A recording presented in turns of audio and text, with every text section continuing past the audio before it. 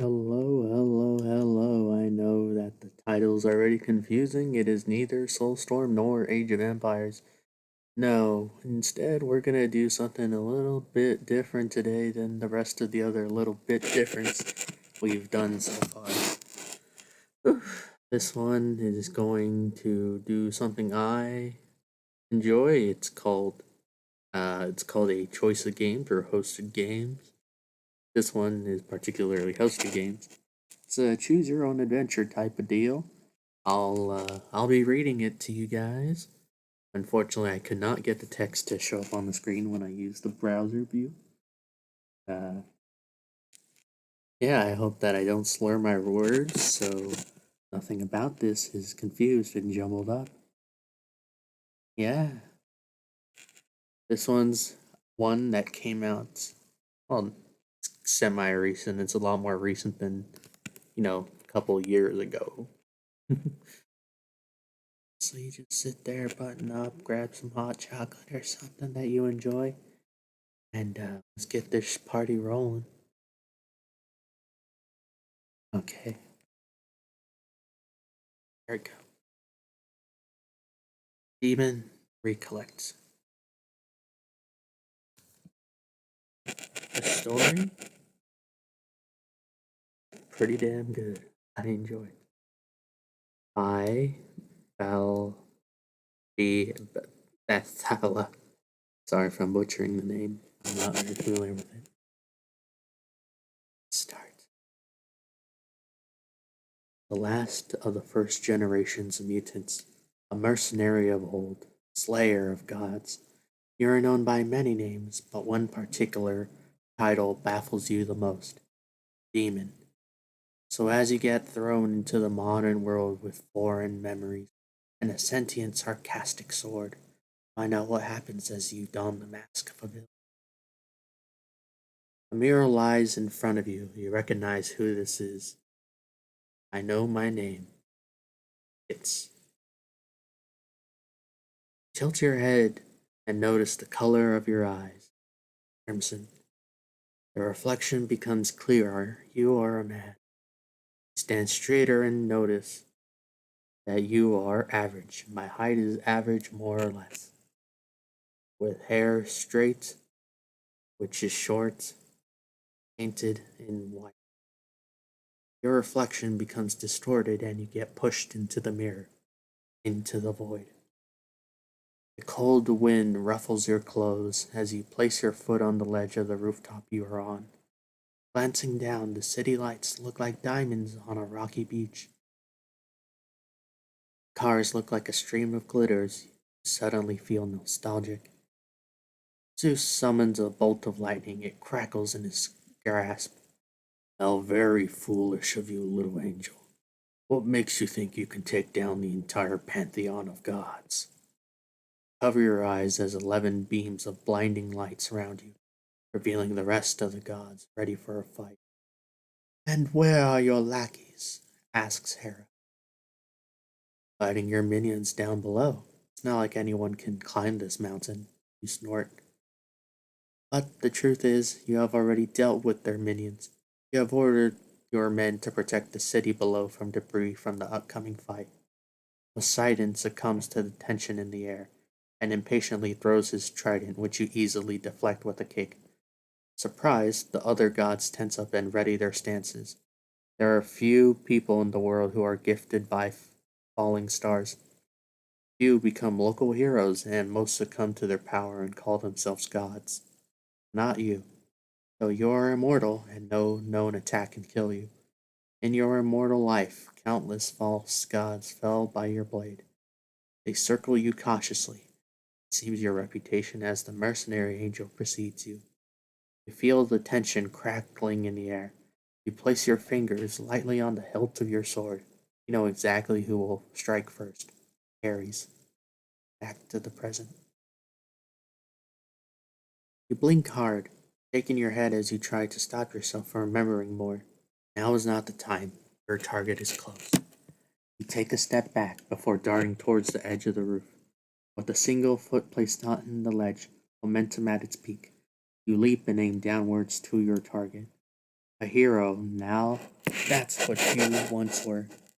But heroes always get remembered and they have forgotten about you. Now it's time to prove to them that legends never die. 6 weeks ago. Chapter 1. The Past is History. Trapped inside a vat of liquid, you float unmoving. However, just yesterday you were able to move your index finger, and you know you could do it again, or perhaps even more. Last month, you were able to open your left eye just a bit.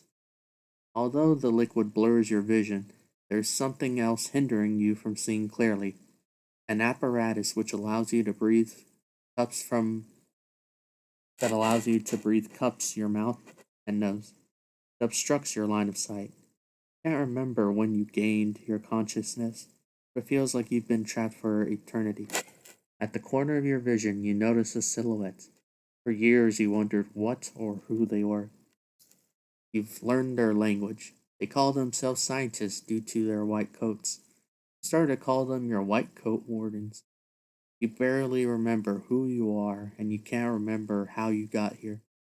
You got the gist of how this world works as it advances to a new age. Two more of your white coat wardens start to talk.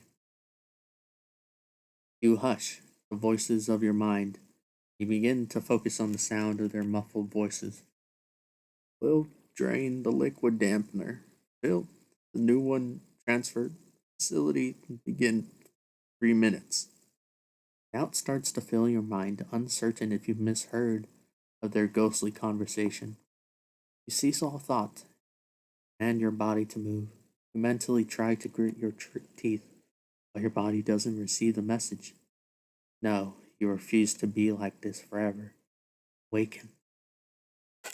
You flicker your eyes open in utter defiance and you see two female wardens. Think he's awake. I think he heard us, one of the white coats say, and a man wearing a dark green suit with odd patterns walks in front of you, hands behind his back.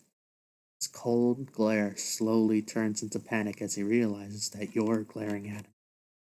He presses his ear with a finger. Unit Alpha and Beta to the 25th floor, now! You rip away the breathing apparatus with a single punch. The glass shatters.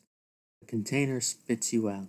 You slide to the ground, wet like a newborn baby. Guards beginning to flood the room, guns pointed at you. Leap and break through the ceiling using its weak spot. With a sly grin, you leap and break through the ceiling. The concrete breaks like a piece of paper as you smash through it. You miscalculate your strength, or perhaps you forgot. Instead of landing one floor above, you smash through the final ceiling and land on the roof.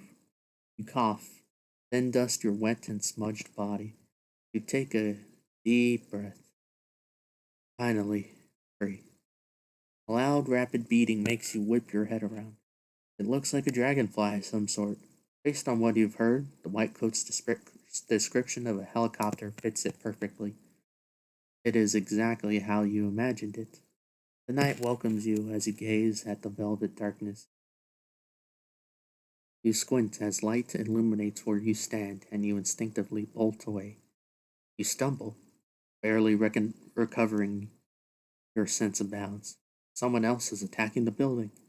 Beneath your knees, you take one giant leap. You are certain that you'll land on top of the building because you have calculated your trajectory, or maybe it's a rough estimate. Your estimate was right.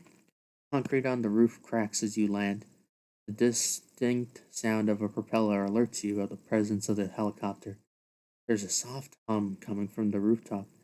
You look around and it comes from a metallic object. Fans whirling slowly. Rush towards it and grab the object and throw it at the helicopter. You're pretty sure you can hit it. Gritting your teeth, you hug the metallic object and start ripping it out. It clangs as your grip slightly bends it. Sparks crackle as you tear it off from its base. You wait as the helicopter gets nearer. Take a few steps, gaining momentum, or throwing it at the helicopter. As the projectile hits the helicopter's tail, it spins around until it hits the building. you're in and explodes. With a grin, you break a stride as you parkour down the roofs. Whiz. Time slows down as you spot a bullet whizzing past you. The situation is getting worse. You probably should have leapt through the air. This gives you less room to dodge. Unfortunately, ah, you wince as a bullet hits your ribs, piercing through your body. Instead of landing on a roof tap, you crash at the edge, fall along with the broken tiles into the dark aisle. You're out cold. Allie, everything feels cold and heavy as your body is trapped in a thick block of ice. Your frozen eyes can see the blurry images. They move, stand still, and leave. You don't know what is happening, but you do know what you have to do. You need to find your blade, catalyst of your bloody vengeance. You try to focus your power in finding the presence of your sword, but you couldn't feel its presence anymore. A year passes by, but you never gave up on finding the unique presence of your sword. A sword created by a blacksmith with the gift to grant a blade to follow the will of its rightful owner. A blade feared by all and said to have ended the lives of countless demigods. The gods' greatest sin for allowing such a weapon to be created. To see a glint of it would be the last thing you see. To wield it is to scar your spirit. You call upon its name. Sin in the middle of the ocean. A shroud of dark clouds looms over the great ocean. Waves violently crash to the ship of a wealthy merchant. The ship rocks from side to side. The captain barks orders to his crew. Then everybody pauses as they hear a roar from one of their crew members. The one who roared points to the horizon. Everybody runs to the other side of the ship, intrigued at what might have caught their crew member's attention. The captain slowly kneels down, taking off his hat and placing it on his chest as he mutters a prayer. The crew gasps, baffled at what they are witnessing. The water bulges violently and it sends growing waves towards the ship. Torrents of waves burst through the sky. Something pierces the clouds, breaking the gloomy weather. The whole crew panics. They run around like headless chickens. A huge wave, larger than a castle, is headed towards the ship. Hear my call. Back at the prison, you wait silently as you feel its presence. It's coming fast. You hear muffled voices. You see shadows crumpling to the ground. A symphony of screaming oddly pleases your ears. The screaming dies down, and you feel it. Your heart beats faster, eyes dilating, skin heating up enough to produce steam around the glacial prison. In a blink of an eye, the ice shatters. You rise from your kneeling position as the iron poles and chains get cut into pieces. You smirk like the devil as you stretch your arm. Your sword flies to your hand, hilt first. You leap through the air, bursting through the cold concrete until you have reached the top of the fortress. You gaze upon the carnage. You quickly jump from the top of the fortress, easily gaining distance a few feet away from it. You glance over your shoulder, pleased at what you see. Hundreds of headless bodies gushing blood, painting the snow red. A new beginning. A sharp intake of air jolts you awake. You roll over to your side, wince as a stabbing sensation shoots your ribs. You take a sniff before realizing that you're lying in piss. You reach for your rib. It is completely healed, but you're still tired. You place your hand on the wall as you get up, cold, naked, and hungry. You look around. You're in a dark, dank alley. You glance up, checking how far you fell. It's at least 60 meters from here. You shrug off the thought. You keep walking like a zombie as you cross the street. You squint as you try to navigate in the dark with only the illumination coming from a single streetlight. Your foot touches the cold concrete and it helps in keeping you awake. You crane your neck to the right and notice the three dummies fashioned in clothes. Their gray plastic skins illuminated by a bright light. You step forward, the largest pane of glass and shatter it with your fists. It takes a few minutes for you to find the clothes that fit your figure before sprinting towards the street, away from the blaring noise from the store. Two orbs of light catch the corner of your eye, getting bigger and bigger until crash! You skid further down the street as you get hit by a hard object. You groan in pain. Everything hurts like hell. Again. Your vision becomes hazy as you try to raise your head, only to see a silhouette approaching you. You hear the silhouette shouting something inaudible as your vision gets darker. You're out cold. A woman of Hispanic descent steps out of her car. She flicks a raven lock over her shoulder. Her long curly hair sways as she hurriedly moves towards the person she hit.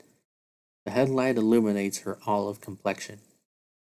Oh damn, she nods, checking out the person's fine rear before snapping back to reality.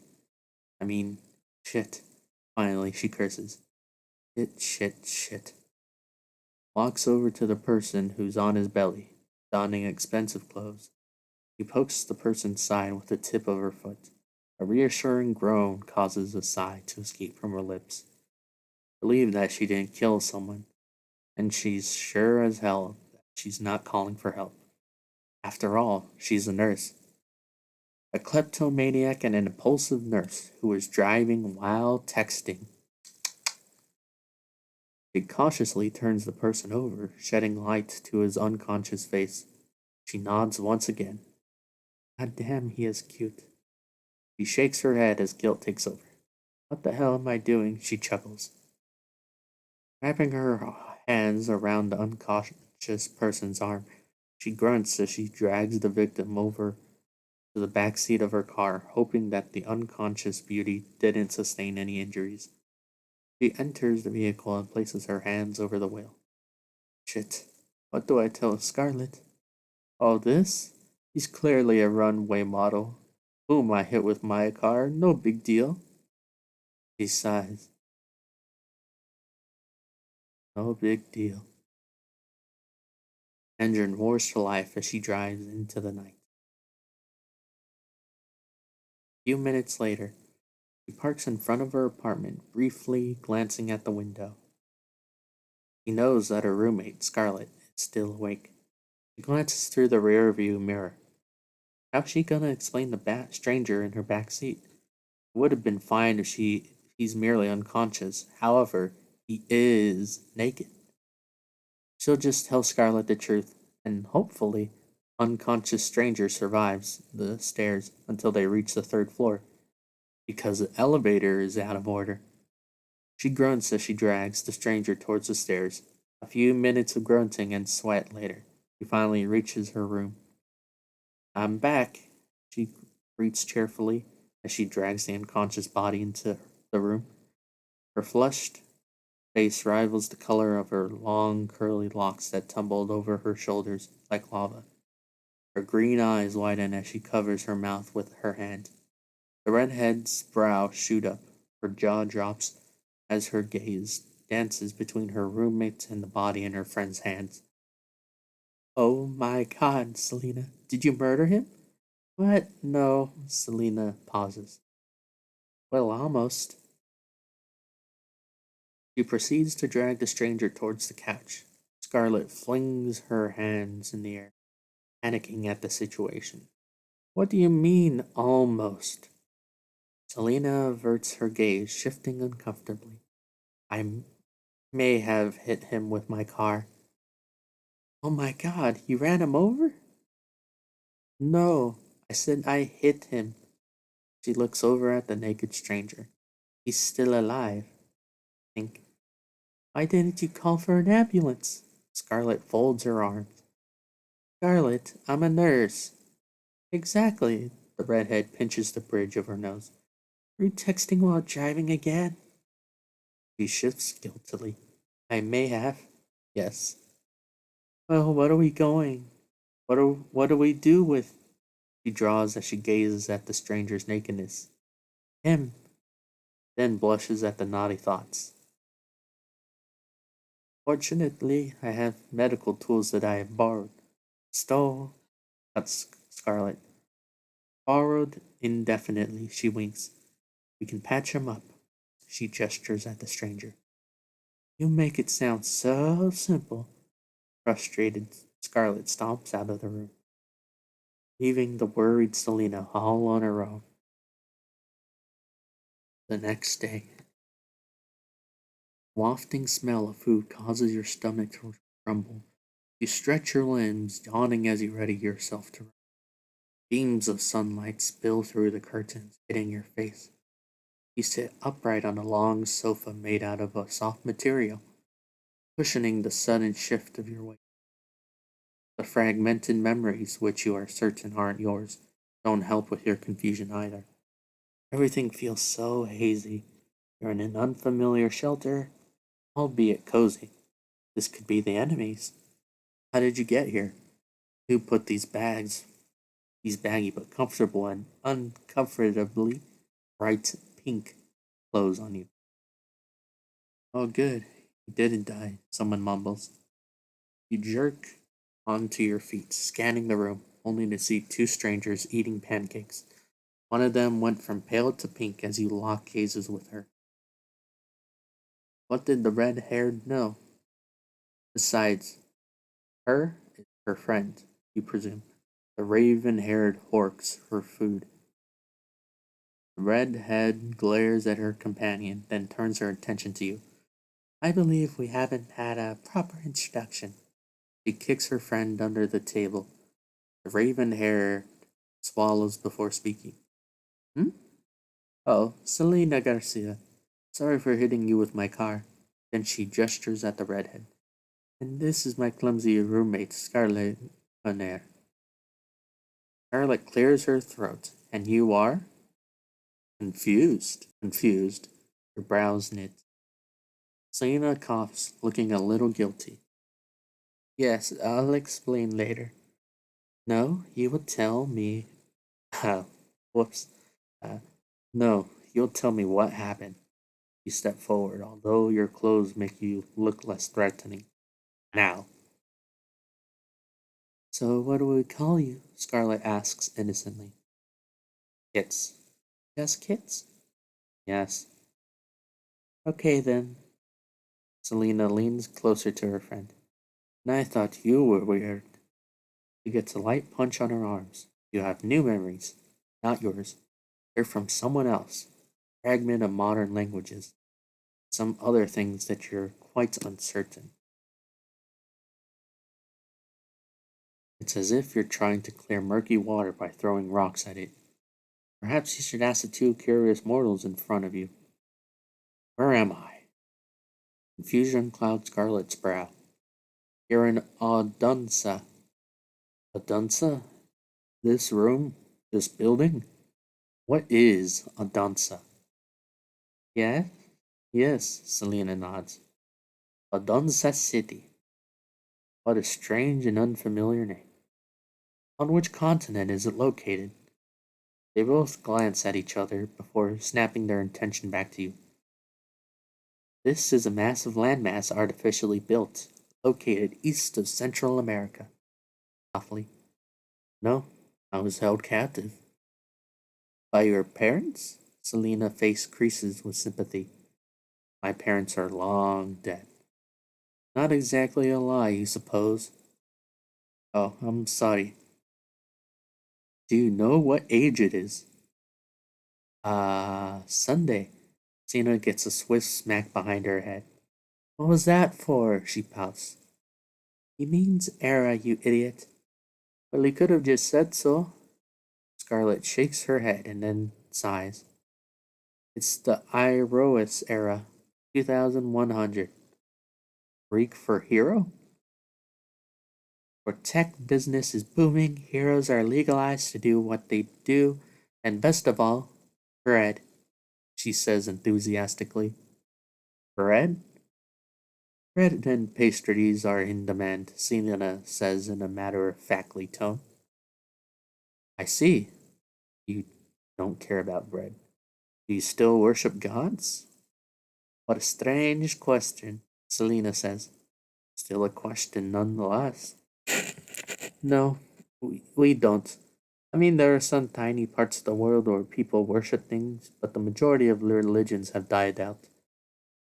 Whew, that is a relief. At the same time, it bothers you. No longer have a purpose to walk the earth. What do you want with me? To get you home safe, the redhead says in a soft tone. I do not have a home.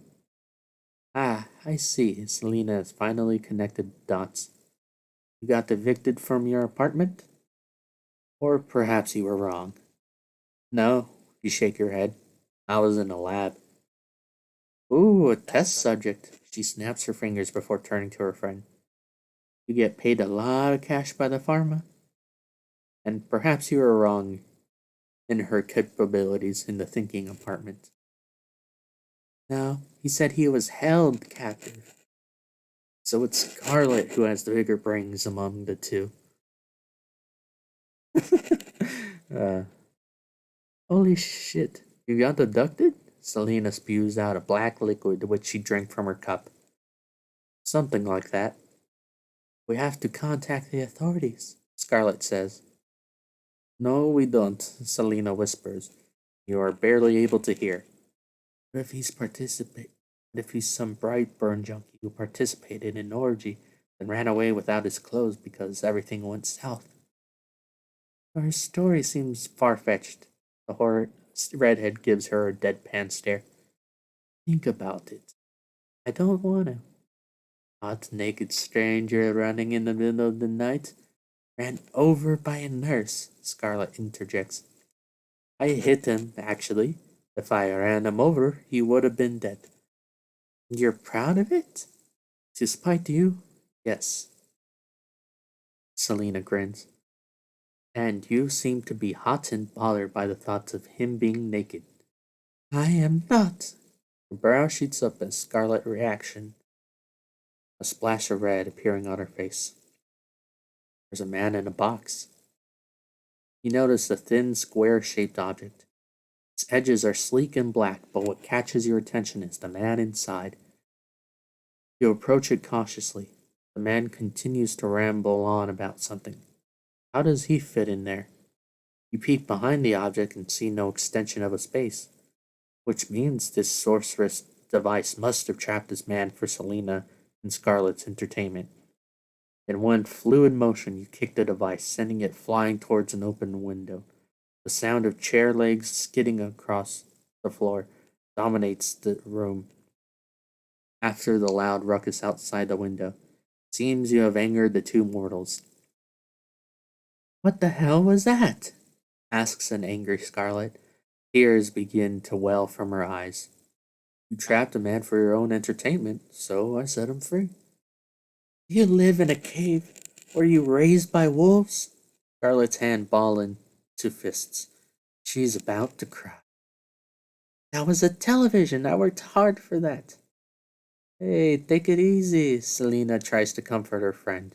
The redhead stomps out of the room. That was a TV, you see.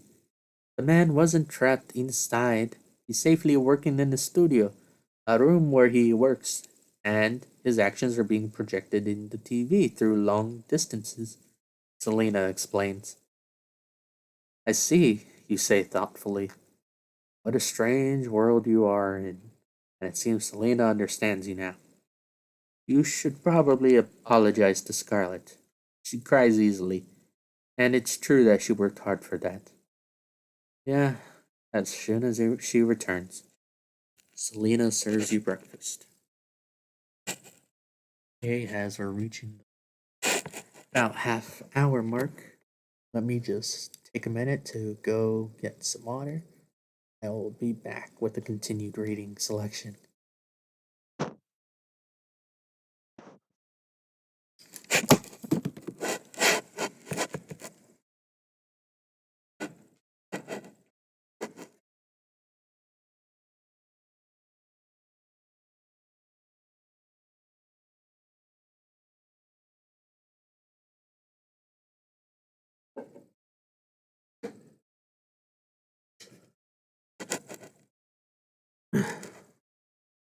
And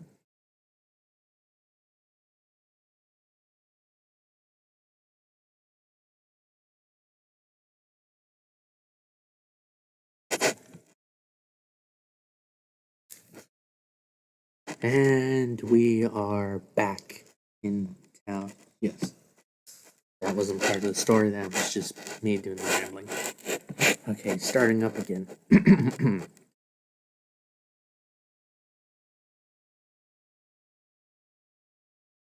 You were kept away from the rest of the world, weren't you? She frowns in sympathy. You sense that she can relate. Something like that. What else do you not know of this world? She grins, copying your accent. Everything. Well, we should probably get you something to wear first. Then I can show you the world like Aladdin. He chuckles. Is this Aladdin famous? Selena nods. Oh, yes, he is. I know him like the back of my hand. There's a cup in front of you, a dark liquid held within. What is this liquid? It's coffee. You don't like it? What does it give? Well, aside from keeping you awake, it sometimes cause you to shit your pants. She chuckles. And yet you continue to drink this coffee? Absolutely. I need to be awake in order to do my job. Do you value your wakefulness more than your pants? She bursts into a fit of laughter, slamming her hands on the table. She tilts your head. It's a very You tilt your head. It's a very curious reaction. She wipes a tear from her eye. Oh, I think I'm falling in love. She laughs again. Today's humans have a strange sense of humor. He only asks genuinely, and yet she somehow found it funny. The rest of the morning goes on. After finishing your breakfast, you continue to ask Selena about this world.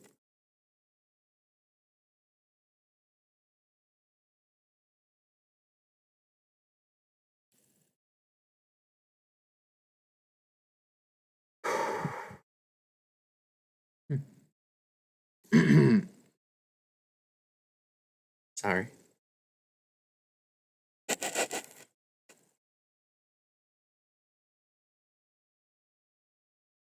Okay. Sorry, just a little. Nothing's wrong anymore. Alright. Meanwhile, a man leans against his car under the dim illumination of a streetlight. He presses a button on his ear. He sighs, trying to calm his nerves. Do you have him? Says a deep voice coming from the other end. No, we lost him. Sorry. He says while trying to hide the nervousness of his voice. How could you lose someone that easily? I told you to hire Grim. Just prove to me that you're incompetent. The Queen will hear of this. No, wait. He can't get out of the city. The mayor recently increased the patrols. I can still fix this. Just give me a chance. You have 3 months. You won't regret. All ends. The beeping sound cuts him off. He looks around before entering his vehicle. The very next day, your consciousness creeps back as light enters from behind the curtain and hits your eyes. You try to twist and turn on the couch, but the grumbling of your stomach convinces you to wake up. Get up, annoyed and hungry. Heading to the dining table, you find Selena nursing a cup of coffee. She nods at you groggily, then pushes a box with some cartoon character on it and a jug of what you assume is milk. Selena notices the confusion in your face. Not a fan of cereal? You're pretty sure you've heard the word before when you were held in the lab. Is the box the cereal? Are the contents in it the cereal?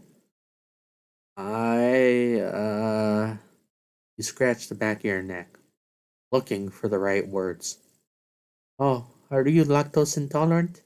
He asks again. The words are familiar, but you still have no idea what lactose toast is. It's okay. I think Scarlet is almost done cooking. Selena leans back and glances at the kitchen. Scarlet appears out of nowhere and drags the seat, then slumps, face planted on the dining table, red, curly hair disheveled. She grumbles, I forgot to buy food. Great, we're having cereal for breakfast, Selena says sarcastically. Sorry, must have slipped my mind. Scarlet pouts as she fills a bowl with cereal and pours milk, then proceeds to munch with guilt. It's not like you have a choice. In the past, you've eaten much worse than this. Oh, and the shower is right over there, Scarlet points at a door. You've heard about this so called shower before. The people who were stuttering you mentioned it now and then. You munch through your breakfast, your thoughts are still stuck on how not to mess up a shower. Into the chamber of hygiene. As you step into the chamber of hygiene, or as they call it, the bathroom nowadays, stark white tiles glisten. There is a wall of blurry glass of some sort. You try to wipe it, but it seems the glass is blurry by design. You slide its glass door open and take a step inside. The shower has panels and knobs. Unsure of what they are. You Oh, what the hell, just twist both of them. You twist both of them at the same time, shower releasing slightly cold water. You twist the knob again and begin to get the hang of it. You stop until you reach a suitable temperature from you. Parts of your body make a crackling sound as you stretch them. Is everything alright? You recognize Scarlet's muffled shout. Yeah, this thing is amazing, you shout back. Tell me when you need anything. Maybe he could use somebody to wash his back. I bet you could do it, Selena chuckles as she teases Scarlet. You shrug before turning your attention and cleaning your body. After showering, your head pops out of the baggy clothes that Scarlet gave you. You look more disheveled with these clothes on, but you're going shopping with Scarlet and Selena anyways. Ready to go? Selena asks you as she enters the horseless carriage. And if you recall correctly, you believe they call it a car. You've heard your white coat wardens talking about their cars. Yeah, I was just thinking. Scarlet sits in front of the contraption as you enter the back seat. A few moments later, inside the mall. The mall, crowded but less noisy than the market stalls of Damascus. People roam the mall briskly as though their life depends on it. You lightly grab Scarlet's shirt, cautious that you might get lost in the river of a crowd. I think we should start at the Titan, Scarlet suggests. They have good quality clothes there. And also unreasonably expensive, Selena sneers. Or we could go to Lux. They've got the best quality at a cheaper price. He grins. Scarlet shakes her head as she crosses her arms. They both await your decision. You are still quite oblivious to modern fashion. You'll have to trust your guts, or maybe one of them. The Titan sounds good, so I'll go with Scarlet. See, even he's got better taste than you, Scarlet says in a mocking tone. Selena rolls her eyes. Yeah, well, I'll go over around the tech stores and see if there's anything good. She waves at the two of you as she walks away. Scarlet deftly grabs your waist and tugs you towards the Titan. A smile is plastered on her face. You spot a dimple just below her rosy cheeks as both of you weave through the crowd. A few minutes later, you enter the shop. It is quite odd to see lifeless dummies wearing clothes. Or perhaps it's just you. You used to train soldiers to hit defenseless dummies. Wonder if they still do it this way. Scarlet tells you to sit on the bench while she digs through clothes. She's smiling like a kid in a candy store. A few minutes later of trying and retrying clothes, Scarlett finally heads to the cashier with the items, which you think is a little too much. The line is quite long, so you look around while whistling, fingers fidgeting in your baggy clothes. When the two of you reach the cashier, you spot Scarlett's confused face. I'm sorry, there must have been a mistake. Or is there a discount that I'm aware of? She asks. Cashier smiles, and with a nod, she explains further. Yes, yes, there's a 25% discount for couples, he says cheerfully. Scarlett's cheerful smile falters. Her face, pale, turns into an unhealthy shade of red. Yes, unhealthy, not unhealthy. I'm sorry. She tries to regain her composure and manages to break into an awkward grin instead. Yes, thank you, she says in a shaky voice. She gets out of the store with a stiff posture and shaky legs, face still flushed, and people are starting to side eye her. You take a glance at her, notice that she's still wearing the awkward grin, but it doesn't reach her eyes. She looks like she's in pain. Are you alright? You ask. She shakes her head. No, I think I just locked my jaw. You barely understand what she says as she mutters into her gritted teeth. Let me help you, you say as you gently place your hands on her face. Her face burns brighter than before. Try to relax, you say in a soft voice. Fortunately, during one of your trips to ancient China, you learned a few secret techniques that may help. A few seconds later, you give her a smile when you're done. She softly touches her bright red cheek right where your hand was. Oh, hey guys. You turn around and see Scarlett holding a small box. What the hell is wrong with her? He points at Scarlett, hand still placed on her flushed cheek, eyes widened and staring at nothing. Oh no. Uh, I helped her with her jaw, you say in a flat tone. Selena nods with a sly look. So how did you, help her with her jaw? She says suggestively. Just before you could explain, Scarlett perks up and then grabs Selena by the shoulders, shoving her away with a flustered face. You're uncertain why your gesture caused an unexpected response. You shake your head as you follow the two of them. A few minutes later, at the city's museum.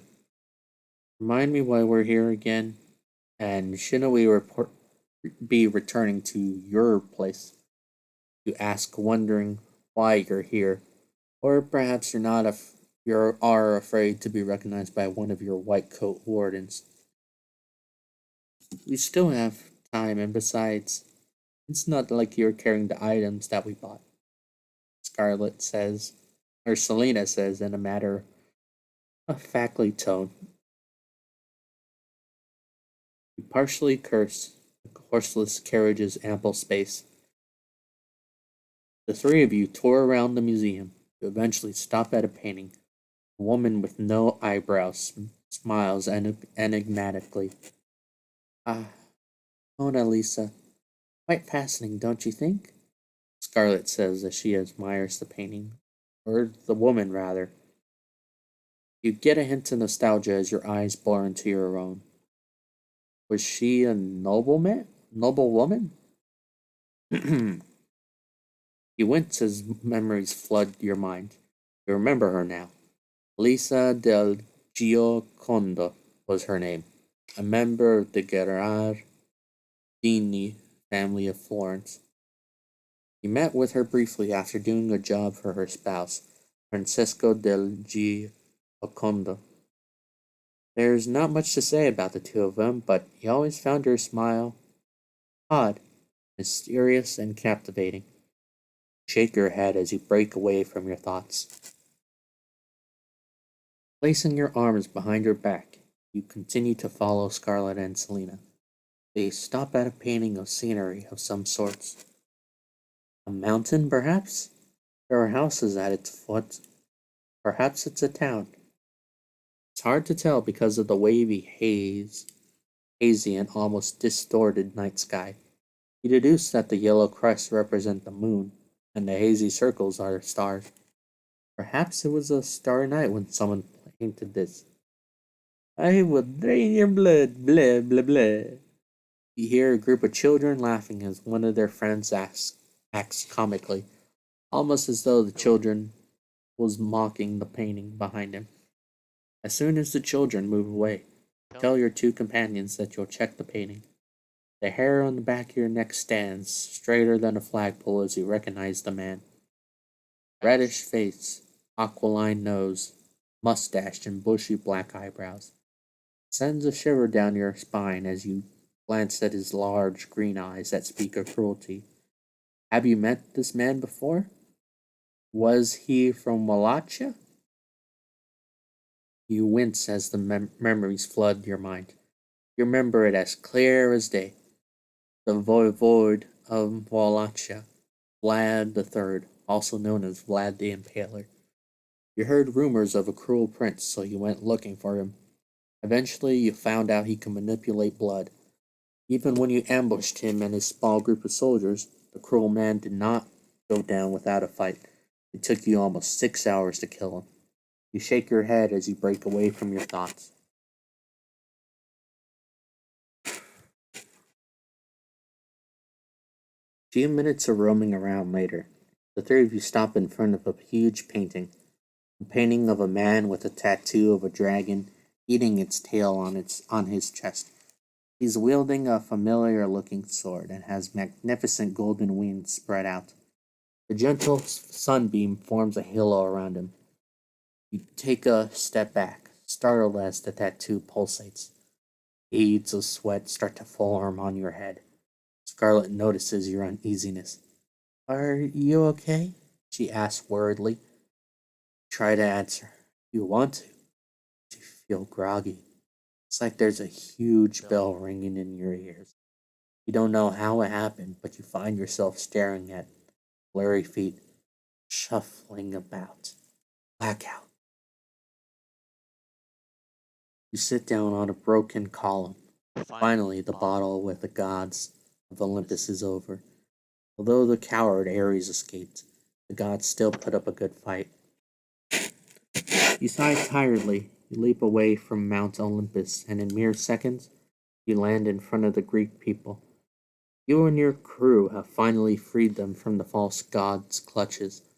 You narrow your eyes, looking around as you search for your crew. Those assholes are probably drinking while they left you to fight people with godlike powers. One of them steps out, and from the top of his lungs, he shouts, Praise the gods! No, praise the angel for freeing us. He turns to face you, then gets on his knees and bows until his head touches the rubble. The crowd follows his lead. You suppose this is one perk of being a hero? Freeing people may not come cheap, but if they tell tales of your adventure, then it's worth it. You slowly rise and begin to chant your name as you walk through the crowd smiling. It's, it's, it's, it's, Wake up. You hear a faint voice calling your name. With a firm handshake, you wake up and find yourself staring at a familiar ceiling. The apartment. You shuffle on the couch as you try to sit, hand placed on your temple. What happened? You mutter. You fainted at the museum. Scarlet folds her arms as she eyes you worriedly. Your eyes widen in shock. You hope that they didn't bring you to a hospital. That might hasten your captor's search for you. Did you bring me to a hospital? With Selena's stolen medical equipment, this place could pass as a clinic. Scarlet says in a hushed voice, hoping that Selena didn't hear what she said. Unfortunately, she did. It's not stealing if nobody wants it. Selena shouts from the kitchen, which earns a chuckle from Scarlet. Anyway, you should try the clothes that we brought. She throws the clothes at you. Sniff it a bit and it smells like it's fresh from the dryer. Go somewhere more private. You excuse yourself as you go to the bathroom. It only takes a few seconds to change. Check yourself in the mirror. Oh man, you look good. New clothes, same me. Here, catch. Selena shouts as she throws a slick object, a bit larger than a card, and it would have hit your head too. Luckily, you grab it just in time. I used my money to buy that. Selena grins at Scarlet. And since she places a hand on her huffed chest, raising her chin up. I'm a generous god. I brought you a phone. You flip the phone, checking its black, sleek corners. I always wondered what the white coat wardens were talking about. Now this device is finally in your hands. So, how do I use this? You ask. You're joking, right? Selena smiles hopefully, but when she sees the serious look on your face, something deflates inside her. Fine. I guess I am free tomorrow. She sighs. She eyes Selena suspiciously. What? Don't bullshit me, Selena. Selena chuckles. I'm not. But that smirk of hers would beg to differ. Sleepless night. Is he still alive? Says a familiar voice.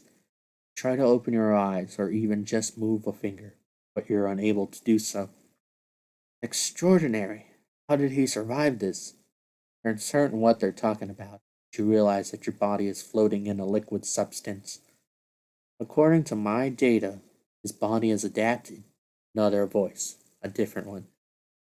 But this is the purest form of the liquid dampener. It should destroy any of his mutant cells. Mutants? Is that what I am now? Indeed, sir. Instead of dying, his cells adapted to the conditions. We even tried plunging him into a lava pit, and still his flesh would burn and regenerate. We also tried drowning him. He dies and comes back to life, still in this state. So you're saying that the concentrated dampener, the mutant killer, can't bypass his powers? The voice says in an annoyed tone. We are uncertain if it's the dampener's doing. If the dampener is doing its work, sir, we suspect that the healing factor is protecting them through adaptation, rendering the dampeners useless. So you're telling me that he's immune to the dampeners? This type of dampener can't kill him. However, any type of dampener can weaken him physically. Good.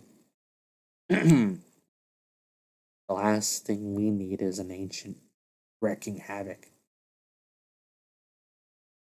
What the hell was that? You can feel the liquid shift around your body as the shockwave hits you. The voices get more muffled, barely understanding a word.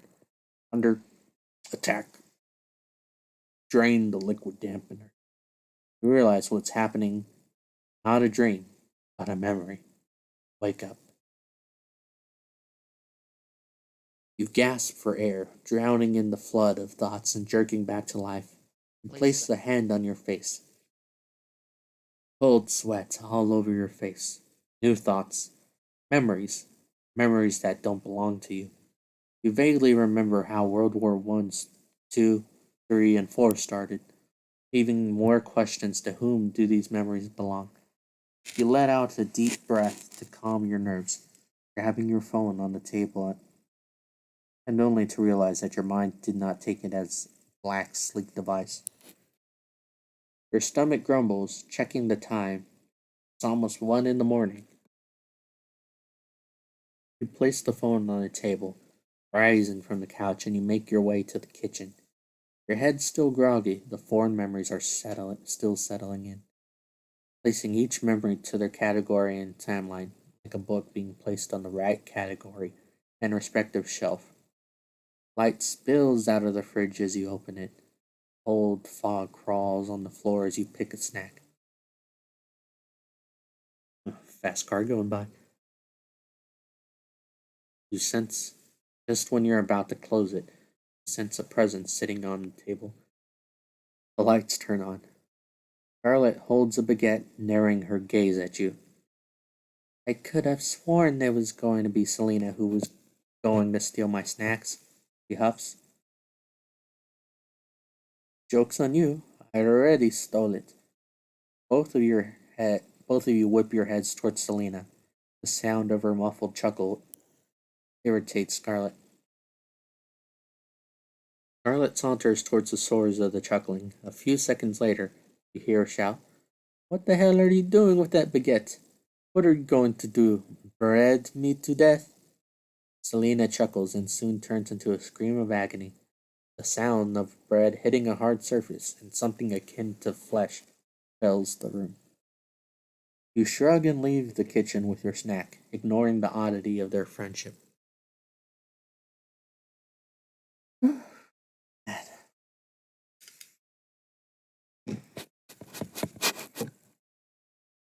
After spending the night fiddling with your phone, you've learned some things about this world. Mostly, you're surprised that humans no longer persecute, torture, and kill doctors in the name of their god, especially women. Religion has died out very recently. Majority of humans no longer believe in gods. You are slightly relieved. But what does that make you? You are no longer needed. No gods to slay, which means you have nothing to do. You lack purpose. To an immortal, that's a bad thing. Humans have achieved more than you expected. During your absence, they went to the pale orb of rock in the night sky. The moon. Now you're curious what's out there. Well, you already have an idea of what's out there. Countless of balls of gas, burn bright out there in the void, and this world that you walk on is but a wet pebble. There are more planets out there. It's quite rare for you to feel the sublime. Know that you are so small and insignificant that even if the galaxy vanishes, the universe would not weep. Destiny is all bullshit. You are just born by chance, powerful by coincidence. It makes you feel common and purposeless. You hear a footfall behind you as you sit on the couch. Their light, almost gentle, scarlet. Are you ready to go? You try to push back the thoughts, the discoveries of humanity. You fail as you absent-mindedly nod and hum at Scarlet. Good. We'll go to this grocery and buy a few things. Then we'll figure out who you are, she says cheerfully. But you know that she's still grieving about the TV. Very well. And I do believe that that's where we'll end it today. Sorry, but I don't have the full 2 hours to spend this week. I'm a little tied up with some administration work. You know, stuff, things, and everything. Uh, uh, won't even, well, it'll probably also mean that I won't get much time to spend on playing video games in my own free time.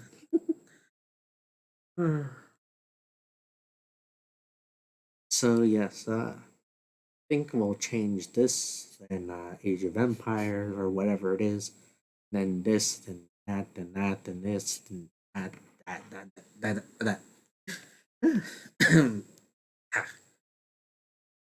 And I need me some water. It's